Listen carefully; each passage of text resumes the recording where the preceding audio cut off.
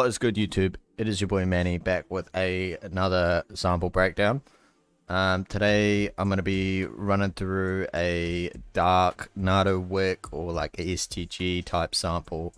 So yeah, let's just get into it. I'll break down all the instruments, I'll show you all the effects I put on it, and then we'll cook up a beat. So the absolute first thing I've got in here, I started off in the key of G sharp minor and pitched it down to D sharp minor at the end. So this is technically in G sharp minor, but I've got the master effect on, so it should already be in D sharp minor, so just ignore it. But I started off super simple. It's literally just two repetitive chords. It's just a classic minor chord going into a minor second. So it's a minor third going to a minor second, I believe. Fuck, I don't know. I don't know my fucking music theory, man. But yeah. So altogether, that just the one sound, which is like the main sound up here, just sounds like this.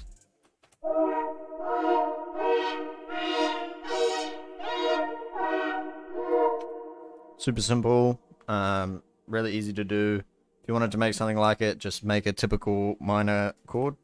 So that's just your normal basic one minor chord, and then literally just move that down one semitone. That middle note just goes down one semitone. Bang, there you go. Next thing I did was just the low piano, so simple. And all I did was I boosted the velocity of the low note, so it's hitting quite hard, and then I moved down the velocity of the one that's playing an octave above, and then together it kind of sounds like this.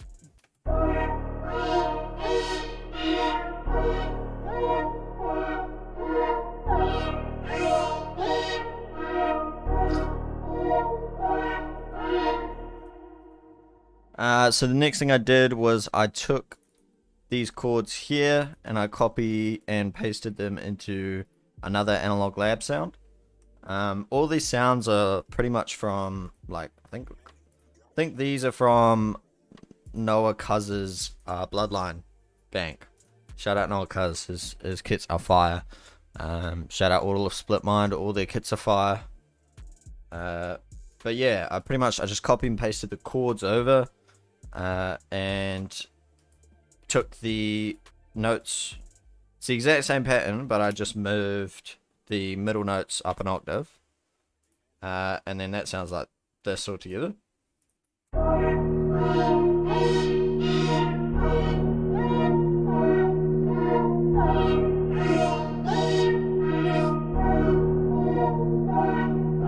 Last thing I just wanted to add, this is just for like basic instrumentation. I just wanted to add like something sort of arpeggiated. So I found this synth. I found this pad. Wasn't put down as a. Well, wasn't technically put down as a lead. I don't know what was showing lead, but I clicked on it. It said ambient pad, so I was like, cool. And I made this pattern here.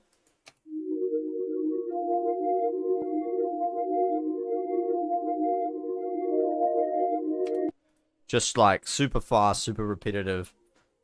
Just like, honestly, just the vibe we're going for, to be honest. So then I rendered all of that into audio clips apart from the bass notes.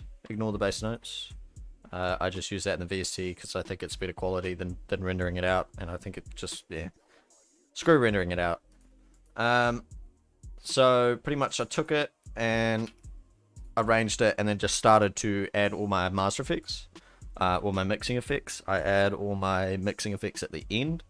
I'm not sure if that's something everyone does, but I never like mix while I'm making it. And so pretty much I put my effects on the first sound, and then from there I just went and copy and pasted the effects over and then just kind of modified everything. So first thing I did was put a Soothe 2 on here. It's just a synth mid cleanup on 3, and let me solo that for a moment. So I added a Soothe 2 on there, a half time, and then just turn the mix down to 50%. Pro Q3, where I'm just cutting any low. You don't have to go too crazy on it. Like I usually, on most of my stuff, I usually just cut it at like 80 hertz, which leaves a lot more low end than I feel like most people do. But I just, not all low end is bad low end. I think the thing that really makes the loop good and gives it the sound is I've got this Chorus Tune 6 on the Detune preset, and that really gives it that kind of dark vibe. I've got a Trim Control 3, so this just, as you've probably seen if you've seen my other videos, this just makes it go wop wop wop wop. So if you turn it up, that's what it does, but I just turn it down to like 25%. I added this portal from the Sapphire bank, and it's literally called Instant Nardo. So I saw it and I was like, that'll do. The drive was initially like up quite a lot. I just turned it down because I didn't want it to be that distorted. Then I have added a Valhalla vintage verb. I just put the low cut on 200 hertz, the mix on 50, decay 1.6, just to go kind of with the BPM. I don't know why I do that. I just kind of do it. I don't know if that's good or not, but whatever.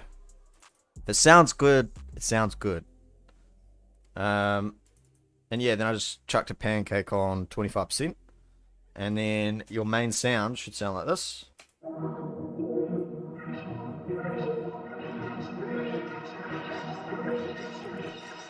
Dark, spooky, good. So pretty much I then went and literally just copy and pasted that over and then just edited it from there.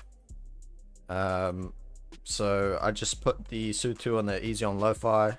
That's really good if you've got like a really dark sound, or dark, really deep sound, like quite low. Cuts out a lot of that low end. So that's pretty much the only difference I've made on that one. Everything else is the same, except I turned the pancake up a little bit just to have them sort of not clashing and actually going different ways. Okay, on that one I've done the exact same thing. Just got halftime soothe, all of that. Literally just copy and pasted, adjust the EQs to what you need. So this one I just use a band pass. And for the sound, it just sounds like this. So that was just the arpeggiated sound. So after all of that, it was still quite empty. So I went and added in, obviously needed a percussion loop. The percussion loop and the accents were from Producer Grind. Shout out Producer Grind. They always come in clutch with fire accents. Honestly, I pretty much at this point just religiously use Producer Grind accents. They're fucking crazy, dude. But yeah, so the accents and the perk loops and everything. I have added 0 effects to the perk loop and the texture. The texture, yeah, it's just, I just turned them way down on the mix. If you listen to it dry, it sounded like this.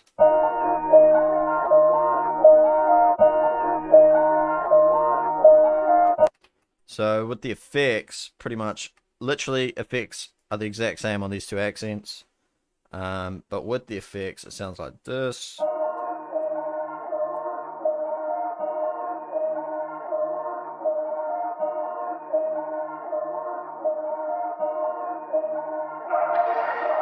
So the effects on those, we just have a pretty much copy and pasted again, the exact same mixing chain, but just, you know, adjusted. So we got a Su2 with the harsh synth preset, just chucked it up on 5.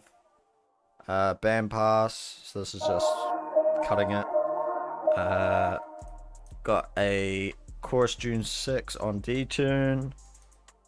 Valhalla vintage verb. I actually turned the reverb down because it was, I don't know, it's just a bit much. So I turned it down a little bit to 40%, and then I think it's panning quite a bit. Yeah, so I chucked the pancake on 40%.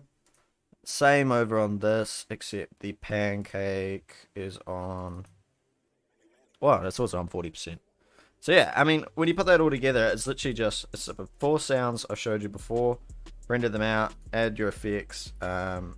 So for the arrangement, I just have an 8-bar intro, a 16-bar hook, 24-bar verse, but the last sort of 8 bars is sort of like a bridge. But yeah, that's just something new I'm trying out. I never used to do that, but I found my verses were a little bit short. So I've actually started just trialing that. And that just repeats. We got a second chorus, second verse, third chorus, outro. And yeah, so now that I've showed you guys all of that, if you guys want more detail or anything like that, let me know. I'll try and make the videos a little bit more organized. Okay, so we are back. Just before I get into the cook-up, I've just chucked all my stems in, and I've put them on a mixer track, and I'm sending them to a melody bus. And then on the melody bus, I've got a mid-side 3. This is just boosting the mid by 2 dB, the side by 3 dB, and we're just putting the stereo width up to 140%. So it's just making it a little bit wider. I've made it mono below 100 hertz, so that low end of the piano will be mono, so it actually comes through well on like phone speakers. And then I've added this Kramer tape, as I always do, with this mastering clean and open preset. Now without further ado, let's cook up.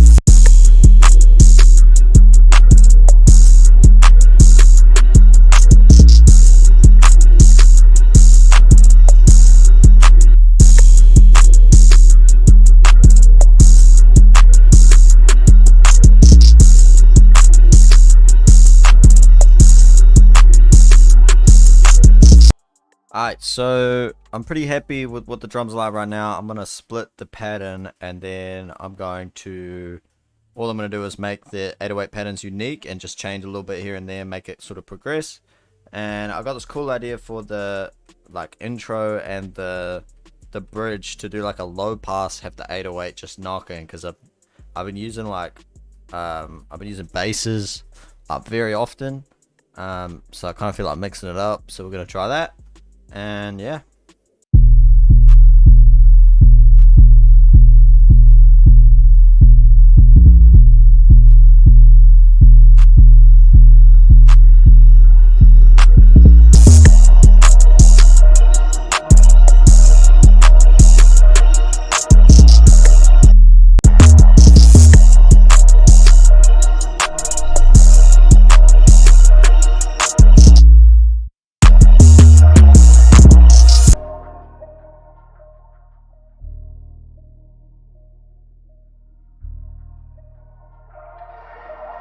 Alright man, so that is it for this tutorial. If you did enjoy, make sure to like, subscribe, make sure to comment down below, let me know what you want to see next. Bear with me, this is the start of a new channel, so I'm still getting the hang of all of this. I'm probably not going into enough detail and everything, but you know, we'll get there with time. We always do.